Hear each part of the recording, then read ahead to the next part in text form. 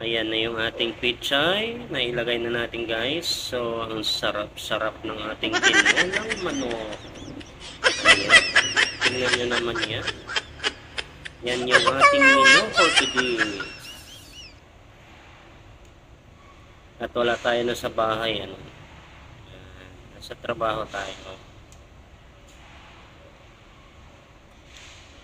Sarap oh.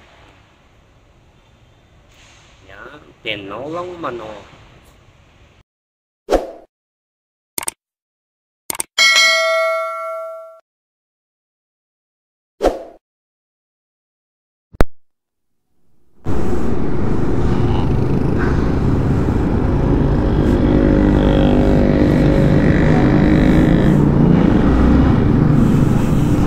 Good morning guys. So ito, pupunta tayo ngayon sa may Talipapa, no? Bibili tayo ng ulam. Bibili tayo ng ulam. Hoy, traffic. So ito yung mga warehouse ng kwan, Nestle, LBC.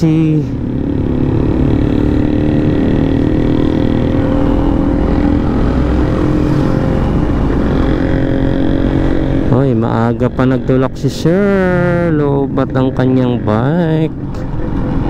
Kawawa naman. May vulcanizing pala dito. Kaya pala siya dito nagtutulak. Kasi mayroon din doon sa kabila eh. So ito lang yung vulcanizing, malapit lang.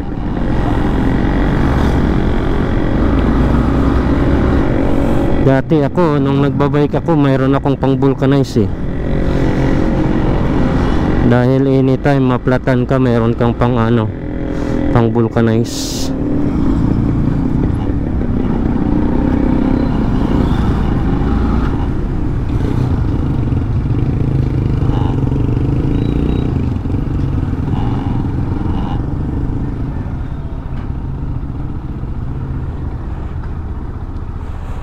Ayan, dito na tayo sa may Talipapa. Bibili tayo ng manok.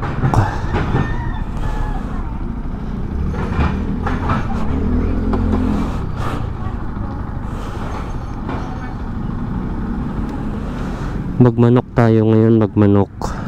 Magtinolang manok.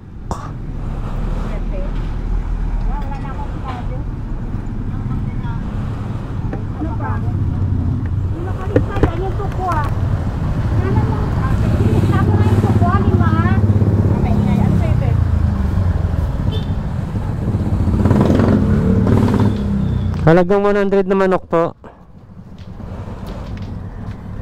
Namatay ka na naman din. Ano ka na kasi yan? Huwag lang mamaya. Kasi mamaya mas kulang yung timbang eh. Yung kulang. Tama yan. Naglulukat lang. 100 lang boss? Opo. Magkano yun? 170. Sige. Ito na lang? Oo. Sige, sige.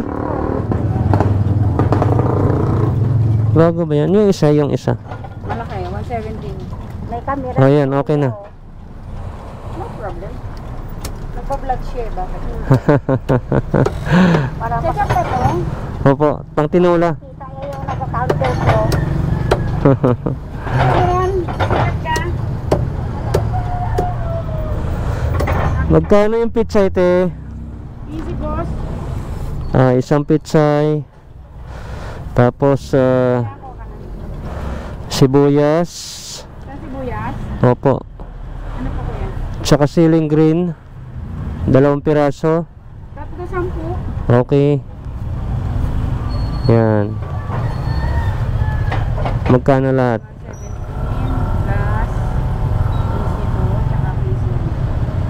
147 lahat boss. 147. Paminta po. Ay, ano, paminta, sorry. Magic syrup. Tsaka asin. Wala akong asin. Wala. 152. 152. Sige, ako na to boss. Okay na to. Okay na po. Thank you. Tagal ni ate. 15. Magkano ba isang piraso nito, boss? Ay, Opo. Marami ako doon. Ano? Pakwan nga.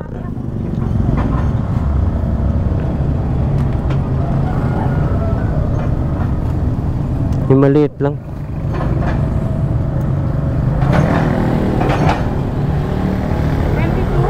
22. Sige.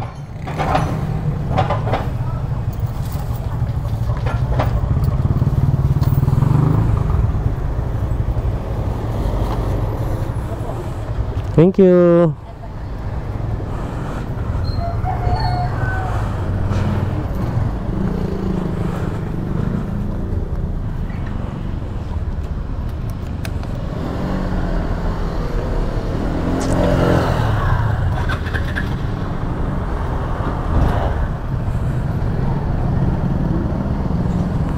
Ayan na mga kapatid,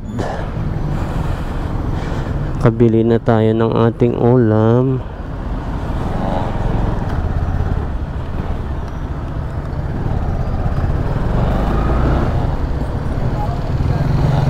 Dahil ang sarap-sarap ngayon magtinula.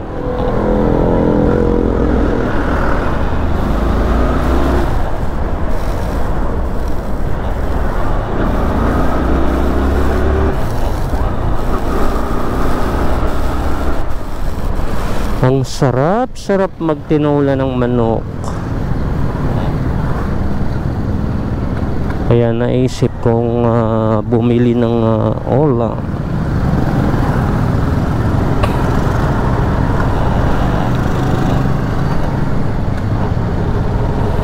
Yung box ni Sir malalaglag nata.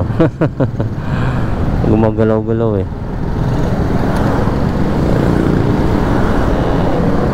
Yan yung pangit sa box eh. Pag di mo nilagyan ng support ay madaling masira yung carrier ano. Kaya di rin magandang maglagay ng box na wala kang tamang support.